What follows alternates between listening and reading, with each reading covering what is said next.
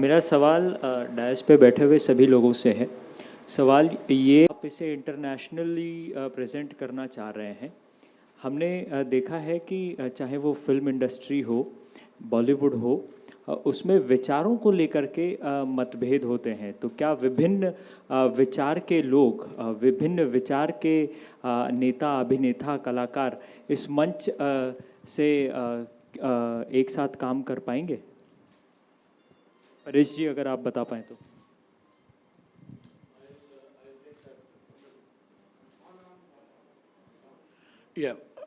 ऐसा है कि विभिन्न विचार होंगे तो फिर वो उससे दुनिया बनती है। जितने ज़्यादा विचार होंगे उन्हीं विचारों के साथ दुनिया चलती है। कहीं पर भी हो, किसी भी सिविलाइजेशन में हो, किसी भी दशक पे हो, किसी भी दौर पे हो, इसी वजह से बनती है। चाहे वो ग्रीस सिविलाइजेशन हो, चाहे हमारी इंडियन हो। और हम ये मानते हैं कि जब आर्ट आती है पिक्चर में तो विचार, आइडियोलॉजी सब पीछे रह जाते हैं। आर्ट जो होती है वो आपको सोल को कनेक्ट करता है, और एक दूसरे से जब लोग मिलते हैं तो विचार पीछे छोड़ के ही मिलते हैं। तो इसीलिए उसकी कोई दिक्कत नहीं है, क्योंकि हमने काफ़ी कुछ ऐसा किया हुआ है जिससे हमें पता चलता है कि जब दो लोग मिलते हैं तो बहुत मोहब्बत होती है, दो आर्टिस्ट मिलते हैं तो मोहब्बत आता है वहाँ पर विचार पीछे छूट जाते हैं। शुक्रिया। I think art also adds a lot of respect. I think as artists, each and every one of us respect each other and the art forms. So there cannot be any cultural divide on this. There cannot be any मतभेद, जैसे आपने कहा, वो नहीं हो सकता, क्योंकि विचारधारा सिर्फ आर्ट के अनुसार ही होती है और हम लोग सब एक साथ एक मंच पर है. We want to take India forward in this. So that is what I Hema think. Ji, I अगर आप speak for कुछ- all of us. आप कुछ कहना चाहें इस पे? नहीं, मैं इन्होंने जो कहा इससे सहमत हूँ.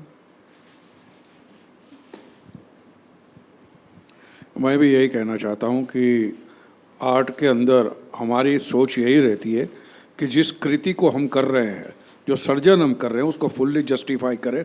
हमारी फिल्मों में भी होता है, कई लोग कुछ विचारधारा के होते हैं, लेकिन जो काम हम कर रहे हैं उसको बखूबी निभाए. यही हमारी सोच होती है, यही हमारा कर्तव्य होता है, और यही कर्तव्य हर आर्टिस्ट का होता है. परेश जी, रवि फ्रॉम एबीपी न्यूज़. हाल ही में भारत ने ओलंपिक में अपना अब तक का सबसे बेहतरीन प्रदर्शन किया है, और अब ज़्यादा से ज़्यादा जो बच्चे हैं वो स्पोर्ट्स अपना रहे हैं. सिर्फ क्रिकेट तक ही हमारा देश सीमित नहीं है, फुटबॉल हो, हॉकी हो, तमाम तरह के स्पोर्ट्स खेल रहे हैं. लेकिन क्या आपको लगता है कि जनरली भारत एक ऐसा देश है जहाँ पे स्पोर्ट्स कल्चर जो है वो काफ़ी अभी उसे बहुत ज़मीन तय करना बाकी है, बहुत आगे जाना बाकी है, और धीरे धीरे अब लोगों में अवेयरनेस आ रही है कि स्पोर्ट्स पर भी ज़्यादा ध्यान देना चाहिए. अगर हम वर्ल्ड से कंपेयर करें तो हम लोग कहीं पीछे छूट गए हैं और अब कैचअप करने की कोशिश कर रहे हैं, ऐसा लगता है? बिल्कुल लगता है मुझे, लेकिन हम धीरे धीरे आगे बढ़ रहे हैं उस दिशा में, ये भी मुझे लगता है.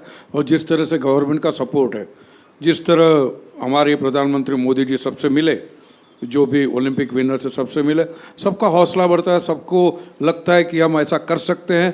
अगर वो कर सकते हो हम भी कर सकते हैं. एक अवेयरनेस आती है, और मैं ये समझता हूँ कि हमारे देश में टैलेंट की कमी नहीं है. कुछ इंस्टीट्यूशन होनी चाहिए जो सपोर्ट करे. इंफ्रास्ट्रक्चर की जो कमी है वो भी पूरी हो जाएगी, but we are definitely going on that road. Hema ji, आप कुछ? Yes. Hello, you can hear? हाँ हेमा जी. जैसा आपने कहा, स्पोर्ट्स में तो बहुत अच्छा बढ़िया नाम लेकर आए हैं इस बार, जो पहले नहीं हुआ करता था. इसका मेन मकसद यही है कि हमारे प्रधानमंत्री ने जो काम किया है, उन्होंने इतना प्रोत्साहित किया है, सबको आगे बढ़ाया है. आपने देखा होगा एक एक खिलाड़ियों से कैसा बात किया उन्होंने. आज तक हमने तो ऐसा किसी प्रधानमंत्री को करते हुए नहीं देखा है. और उनका कहना यही है कि अब आगे भी बच्चों को हौसला बढ़ाने का है. Me as a member of parliament, हमारा भी यही फ़र्ज़ बनता है, हमारे क्षेत्र में जाकर हर खिलाड़ी जितने भी हैं, बच्चे लोग जो गांव में रहने वाले, उनको भी आगे बढ़ाने के लिए हम लोग हर तरफ से कोशिश करने वाले हैं. यही मेन काम है. तो आगे आप देखेंगे कि बहुत अच्छा सब लोग खिलाड़ी आगे बढ़ने वाले हैं. Sports is going to become very very important part of our life. And also बहुत सारे इंफ्रास्ट्रक्चर भी बनाने के लिए सारा काम तय हुआ है, चल रहा है. ऐसे ही even in art and culture also, dance, music हो, जो भी इसको भी आगे बढ़ा रहे हैं. This is very wonderful thing what is happening from the government. Thank you so much. मैं कुछ जोड़ना चाहूँगा. ये जो डेल्फिक गेम्स है, ये ओलंपिक की जुड़वा बहन है. तो इसमें होता है कि कभी भी हम किसी इंसान को जब डेवलप होना होता है, स्पोर्ट्स भी चाहिए होता है, आर्ट्स भी चाहिए होता है. 360 डिग्रीज डेवलप होते हैं तो इंसान परफेक्ट बनता है. तो पुराने ज़माने में हमारे धर्मोत्तर पुराण में भी लिखा हुआ है कि कोई भी चीज़ होती है तो उसमें स्पोर्ट्स होती है, आर्ट्स होती है और एजुकेशन होता है. वो मिला के एक संपूर्ण इंसान बनता है. तो ये हमारी प्रयास है. जैसे ओलंपिक्स का आपने रेफरेंस दिया, हम ऐसे ही डेल्फिक को ले जाना चाह रहे हैं. दुनिया में अलग अलग गेम्स होते हैं डेल्फिक के भी, जिसमें हमारे आर्ट और कल्चर के कॉम्पिटिशन्स, प्रेजेंटेशंस, एग्जीबिशंस होते हैं. हम चाहते हैं कि हमारे लोग जाए और बहुत सारे मेडल वहाँ से भी जीत के लाए, जैसे ऑलरेडी जीत के ला चुके हैं पहले. Thank you. या मैम. गवर्नमेंट तो सराहेगी, प्रोत्साहन भी देगी, सब कुछ करेगी, लेकिन I think it starts from home. अगर हर एक माँ बाप ये नहीं सिखाए अपने बच्चे को कि सिर्फ बड़ा होकर पैसा कमाना है, बड़ा होकर नाम कमाना है, शोहरत कमानी है, बल्कि ये डिसाइड करे और ये प्रोत्साहन दे हर एक बच्चे को that you have to excel in whatever art form, whatever sport, whatever you feel is good for you, then that is how we will excel in life. क्योंकि आजकल चाहे आप क्रिकेट में जाओ, चाहे आप आर्टिस्ट बनना चाहो, चाहे आप कुछ भी जाओ, हर माँ बाप बोलते हैं अच्छा इसमें पैसा कैसे कमाओगे, और उस वजह से बच्चे आगे नहीं बढ़ पाते. तो प्रोत्साहन तो अपने घर से शुरू होता है, और मैं यही चाहूँगी कि हर पेरेंट अपने बच्चे को हर आर्ट फॉर्म को प्रोत्साहन करे. On a lighter note, Bhagyashree ma'am, आपको कौन कौन से स्पोर्ट्स पसंद हुआ करते थे बचपन से, अगर कुछ पता हो? Well, on a lighter note, I used to play badminton, but I fractured my arm and I couldn't play. Suleman sir, आप कुछ बोलना चाहेंगे?